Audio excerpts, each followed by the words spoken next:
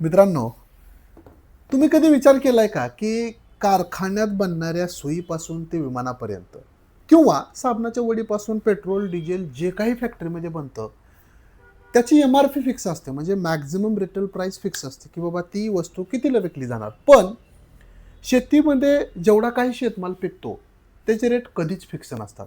म्हणजे एखादी गोष्ट समजा कांदा, टोमॅटो, बटाटा, मिरची, वांगं तुम्हाला एकदा खूप महाग मार्केटमध्ये विकल्या गेलेलं दिसून येईल. पण कधी-कधी कवडी मोल किंवा किंमतच नाही ₹1-2 किलो.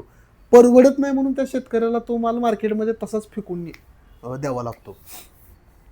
असं का होतं? मी याच्यावरती भरपूर दिवसापासून अभ्यास करतोय. तर याच्यामागची काही प्रमुख कारणं आहेत आणि त्यांना सोल्युशन देखील आहे बरं का. परंतु त्याच्यावर कुणाला लक्ष द्यायचं नाही किंवा जाणून-बुजून ती गोष्ट नाकारली जाते किंवा त्याला सोल्युशन काढायचंच नाही लोकांना, म्हणजे सरकारला. कारणं जसं की हे जे काही ॲग्रीकल्चरचं मार्केट आहे, ते आपण काय म्हणतो की अनस्ट्रक्चर मार्केट आहे. म्हणजे कुठं किती माल पिकेल आणि कुठं किती मालाची गरज आहे, याचं कुठं रेकॉर्डच नाही. म्हणजे कुठल्या गावामध्ये, कुठल्या जिल्ह्यामध्ये, कुठल्या राज्यामध्ये किती माल पिकवला जातोय आणि मार्केटमध्ये खरंच किती आवक आहे, ह्याचं कुठंच रेकॉर्ड नाही. परिणामी काय होतंय, कुणीही कसाही माल पिकवतोय मार्केटमध्ये, एकाकडे गेले की तिकडंच जास्त गर्दी होते, रेट पडतायत. आता ते देखील एक आहे कारण, की हा पेरिशेबल आहे, म्हणजे सडणारा माल आहे आणि याचाच फायदा नालायक ठेकेदार जे असतात, म्हणजे मधले जे दलाल असतात, ते घेत असतात. दुसरं कारण बघायचं झालं तर शेतकऱ्याचं जो माल पिकणार आहे, तो 100% निसर्गावरती अवलंबून आहे. त्यामुळं एकदम अनसर्टन मार्केट आहे. म्हणजे पाऊस पडेल का, गारा पडतील का किंवा चांगलं पीक पाणी येईल का, ह्याची काहीच गॅरंटी नाही. त्याच्यानंतर कदाचित गरज एक कारण असू शकतं, की शेतकऱ्याला बऱ्यापैकी 80-90% वर मध्यमवर्गीय शेतकरी आहेत. त्यांना माल पिकला की लगेच विकणं भागच आहे आणि याचाच फायदा मार्केट घेत असतं.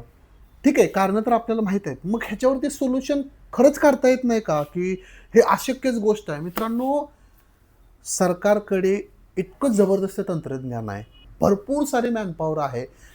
जर करायचं झालं ना मित्रांनो, तर 8 दिवसामध्ये ह्या गोष्टी इम्प्लिमेंट करता येऊ शकतात. थोडेसे निर्बंध शेतकऱ्यावरती पण लागतील. पण शेतकऱ्याला एक हक्काचं आणि फिक्स मार्केट त्या ठिकाणी मिळू शकतं. तुम्ही बघा ना, पेट्रोल, डिझेल, सोनं असेल, किती कुठंही बनत असलं जगाच्या कुठल्याही कानाकोपऱ्यामध्ये, तरी एकदम रेट फिक्स आहेत. उदाहरणार्थ दुधाचं घ्या ना तुम्ही. आता मला सांगा, महाराष्ट्रात किंवा देशात समजा लाखो करोडो जनावरं आहेत. कुणाकडे कुठं आहेत आपल्याला माहीत आहे का? नाही. पण तरी देखील मान्य आहे दुधाचे रेट कमी आहेत, पण रेट फिक्स करता येऊ शकतो तिथं आणि सेम गोष्ट शेती निगडीत सुद्धा होऊ शकते. थोडेसे एफर्ट्स लागतील, परंतु होऊ शकते. पण कदाचित विद्यमान सरकार किंवा कुठलंही सरकार रुलिंगमध्ये असेल, त्याला ते करायचं नाहीये. शेतकऱ्याचा असाच पिळवणूक करून फायदा घ्यायचा आहे. कारण खूप मोठी कम्युनिटी आहे.